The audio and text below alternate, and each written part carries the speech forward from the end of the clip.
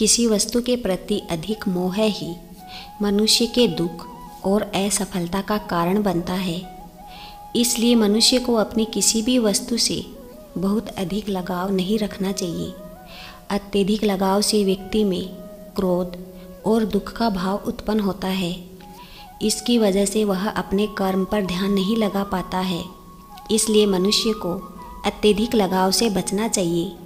मुसीबतें रुई से भरे थैले की तरह है, देखते रहेंगे तो भारी दिखेगी और उठा लेंगे तो एकदम हल्की हो जाएगी। समस्याएं देखकर जीवन में कभी हार नहीं माननी चाहिए। क्या पता समस्या के अंदर कोई बड़ी शुरुआत छिपी हो। समस्या से भागना समस्या का प्रारंभ है और समस्या का सामना करना समस्या का अंत का प्रारंभ है। एकाग्रता होने पर ही किसी बात को ध्यान से सुन सकोगे। अगर मन शांत नहीं होगा, कान सुन भी नहीं सकेंगे।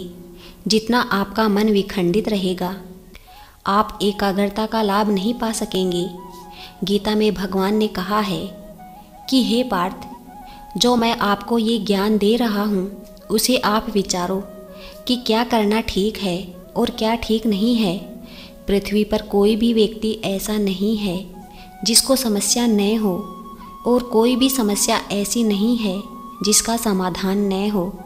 समस्या के बारे में सोचने से बहाने मिलते हैं और समाधान के बारे में सोचने पर रास्ते मिलते हैं। समस्या में खोए रहने के बजाय सकारात्मक सोचने और समाधान पर ध्यान देने की ज़रूरत है। कठिन परिस्थितियों में डरने के बजाय धैर्य से उसका सामना करना चाहिए।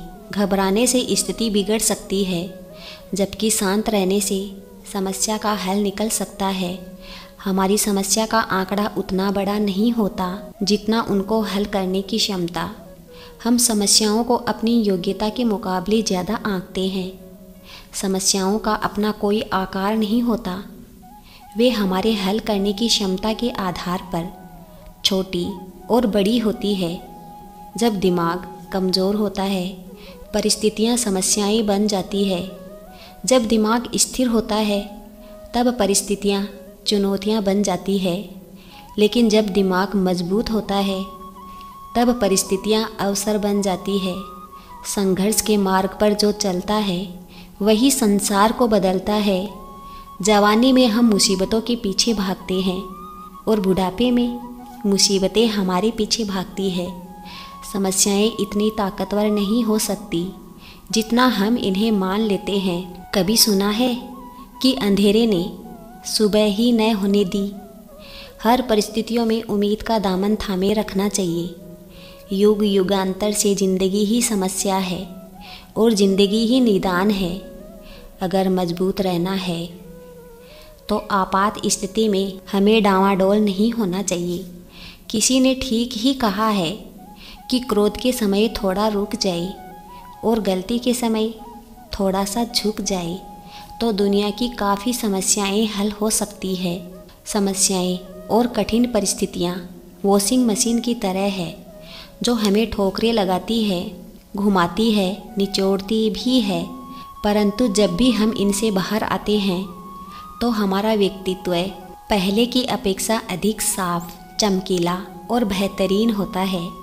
गीता में विचारों की क्षमता का सम्मान किया गया है। पिता पुत्र को कहता है कि पढ़ाई करेगा तो अच्छी सोसाइटी में बैठ सकेगा, नहीं पढ़ेगा तो मेरे लिए पतन का रास्ता खुल जाएगा। ऐसे ही भगवान ने गीता में भी कहा है कि अर्जुन, मैंने तेरे लिए जो बताया है उसे अगर अपनाएगा तो अर्जुन तू श्रेष्ठ बन जाएगा, और अगर नहीं अपनाया तो पतन हो जाएगा। गीता उपदेश में भगवान ने हर विषय वस्तु को लिया है। संसार की हर समस्या का समाधान हो सकता है। भगवान ने गीता सुनाकर अर्जुन से पूछा कि हे अर्जुन, जो मैंने तुझे गीता ज्ञान सुनाया उसे तूने एकाग्रता से सुना या वैसे ही सुना? अर्जुन ने कहा कि हे प्रभु, मैंने ध्यानपूर्वक सुना और बहुत ही एकाग्रता से सुना। भगवान ने इस पर पूछा कि अर्जुन, तेरा मोह नष्ट हुआ या नहीं? अर्जुन ने जवाब में कहा कि हे प्रभु, अब मैं संशय रहित अपने आप में स्थित हूँ और आपकी शरण में हूँ। जैसा आप कहोगी वैसा ही मैं करूँगा। उन्होंने कहा कि कर्म को धर्म बनाओ। मोह अगर होगा तो व्यापक सोच नहीं बनने देगा। जितना त्याग होगा उतना ही सुख मिलेगा। अपने अपने कर्म को कुशलता से करो। गीता में कहीं संकीर्णता नहीं है। गीता को हर वर्ग को, हर वर्ण को, सबको एक ही समान दृष्टि से देखती है। गीता की सोच तो सबके लिए एक जैसी है। स्वामी ज्ञानानंद महाराज ने कहा कि त्याग में अविलंब शांति है। चिंताओं को अपने अंदर से निकाल दे। अगर जीवन का प्रदूषण है, जो अहंकारी किसी की बात नहीं मानता, वहाँ टकराव होगा। जो शांति अहंकार को त्यागने में है, वो अहंकार की भाषा बोलने में नहीं है। विचारों को मोड़ो, बस विचारों को ऐसा बनाओ कि ये मैं नहीं कर रहा था, ये तो प्रभु की इच्छा से हो रहा है। दुनिया बनाना और फिर उसे चलाना, ये सब तो प्रभु का काम है। छोटी छोटी बातों को लेकर तनाव न पाले। जीवन को तनाव रहित बनाकर जियो। जीवन में भय रखे, जो है उसमें खुश रहे। जय श्री कृष्णा। राधे राधे।